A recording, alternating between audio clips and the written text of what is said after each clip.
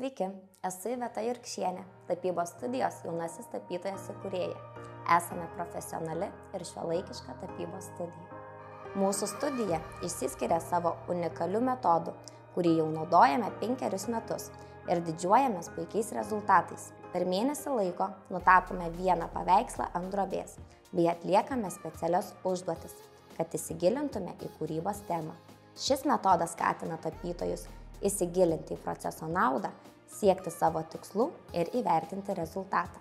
Kadangi grupės yra suskirstytos pagal amžių, tai padeda kryptingai ugdyti kūrėjų gebėjimus.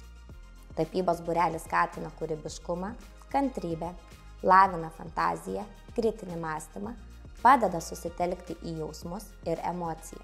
Formuojame tapytojų estetinį ir meninį suvokimą, pasakodami apie meno istoriją bei pasitelkdami į kūrybines temas įvairius meno stilius.